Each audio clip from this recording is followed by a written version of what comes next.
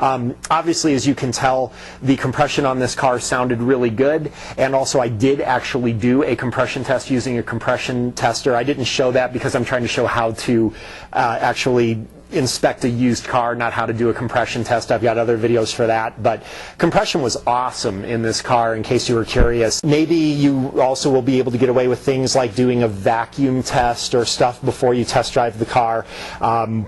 If you know how to do those things and you have the accessibility and the owner's cool with it, definitely it's your money. Do the best you can with it.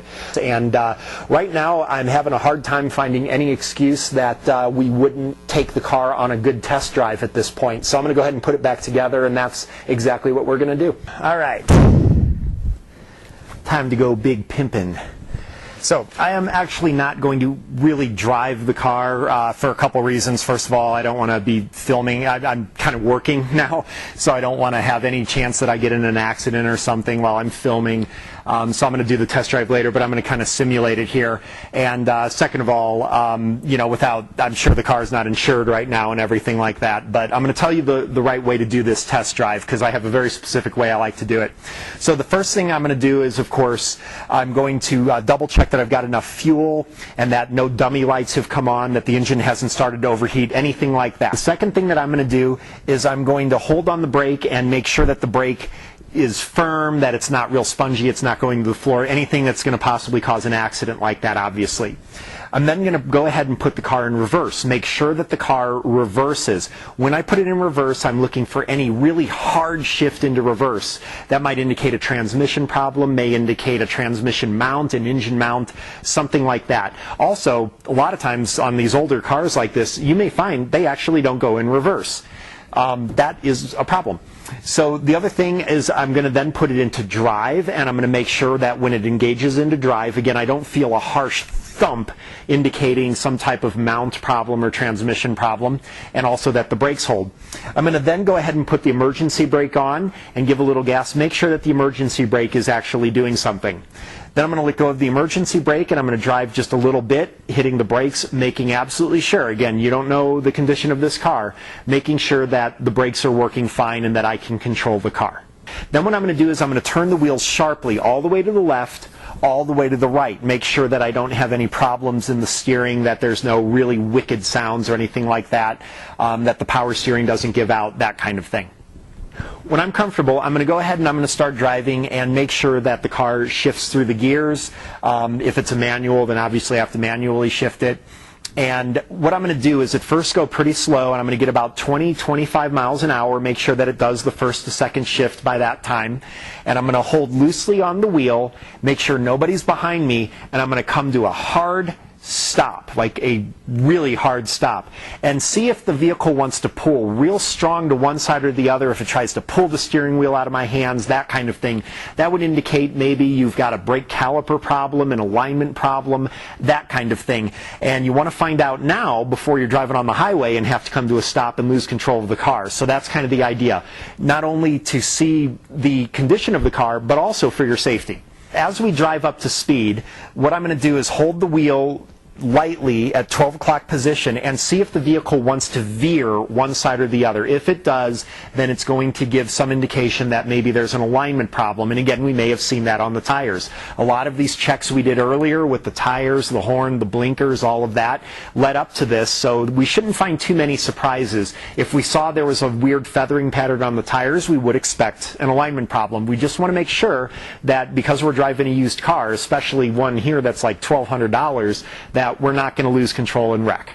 While driving, I want to make sure that I make a lot of really tight left turns and right turns. Listen for any clicking or ticking sounds, especially in this car, because I know I've got torn CV joints, and we're going to listen to see if the CV joints are bad.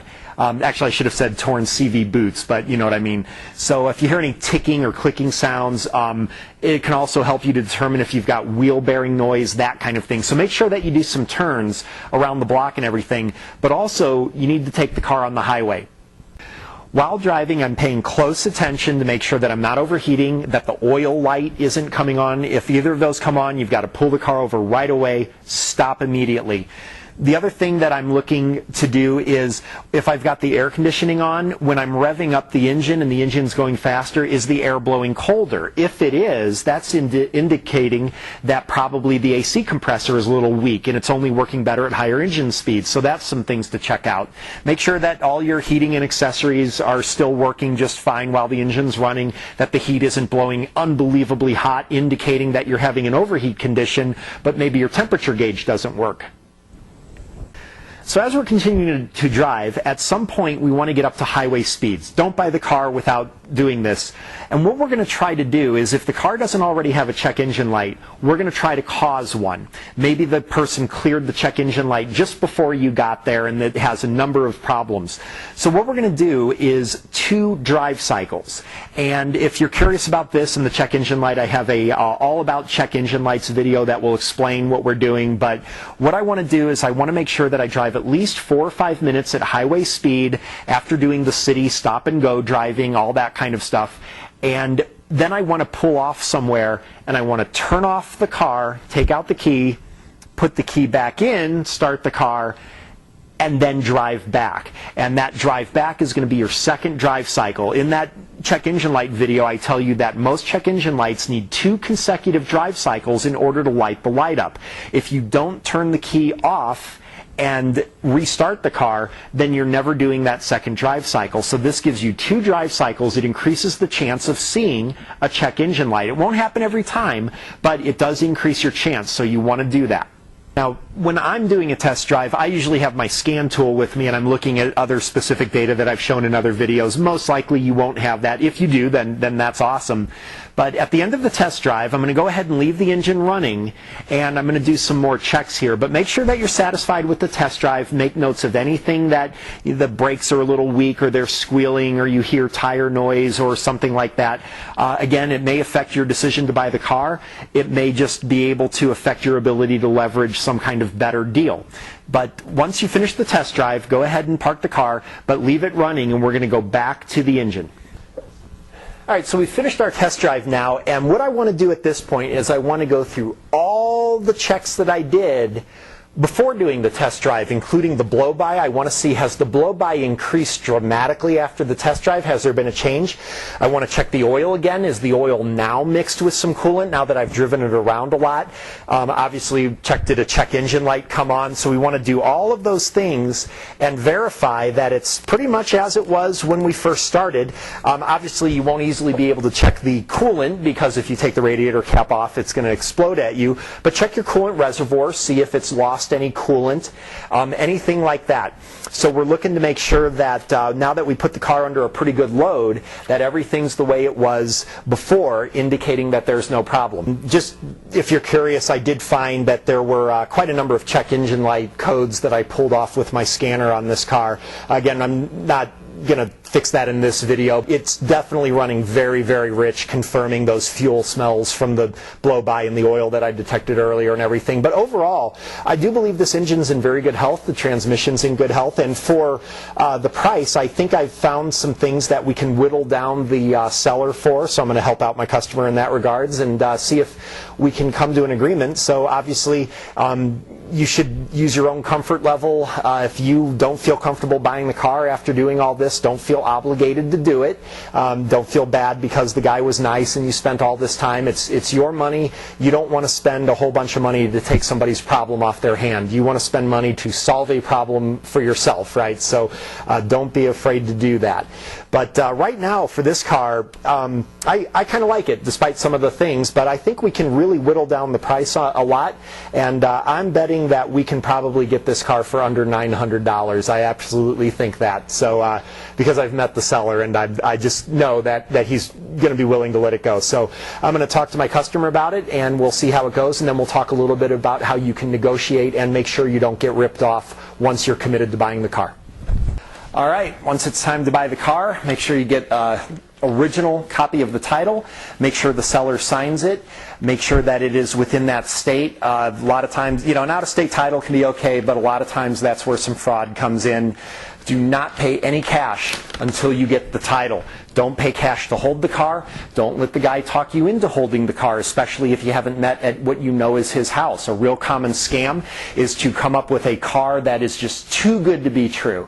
And you want this car so bad, but they don't have the title with them, so they're like, well, I'll tell you what, you have to come back tomorrow and I'll get you the title. And you're like, no, I'll tell you what, I'll pay you $200 right now if you hold this car for me and we do this deal. The person takes the money, you don't get the title in hand though, and you never see him again. And then what's worse is you're sitting there waiting for the person to come back, and then another person comes by, and another person, and another person, and all these people who are coming by because they put $200 down to buy that car, and you quickly realize that all of you have been scammed. That's a very common scam. Do not ever put cash to somebody's hand unless you've got this title here. If the title is red bordered, then that's a salvage title. You can't license that to drive, so you want to be careful of that. It should have a green border around it. Again, make sure the VIN numbers match up. Just common sense things to make sure that you are not getting ripped off in this deal. And once you buy the car, it's unless there's a warranty or something that you've put in the contract, usually you're going to be buying from an individual. If it's from a dealer, there's some lemon laws that apply that can protect you. But in general, if you buy from an individual, when you buy the car, it's yours. You're stuck with it, barring that there was any type of fraud with the title or pretty much anything that would keep the state from getting their tax dollars is pretty much it. It's not designed to protect you. So make sure that everything's legit before you buy it. Now, the final thing, make sure that you get all copies of the keys from the owner. If you don't buy the car, make sure you give the key back. That's a common one. And also make sure the owner goes through the car and removes everything of their personal items, sunglasses, things from the glove box, their little discount cards for the supermarket or whatever. All these things commonly left behind. Make sure that they collect everything from the car, and then once you drive away, it's yours. I highly recommend getting insurance on the car before you drive it away. Call your insurance agent, get that done, or you may find that your insurance policy follows you and you may not need to necessarily insure every vehicle, but check that. The last thing you want to have happen is you go through all this, you invest all your money, you get in an accident, and you lose everything. So, just be really careful about that and do the right thing.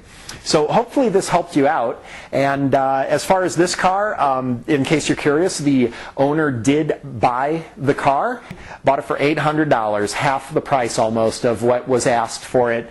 And I think I helped out a little bit with that, with some of the things I found that maybe the owner knew about. So use those things for negotiation. It helps out. So I think in the next video we're going to go ahead and look at some of these problems this car had, and there was quite a number of them, but the owner's going to come out really good on this one. So good used car inspection, a good day, and rapture didn't happen, but my customer still seems pretty happy. So have a good day.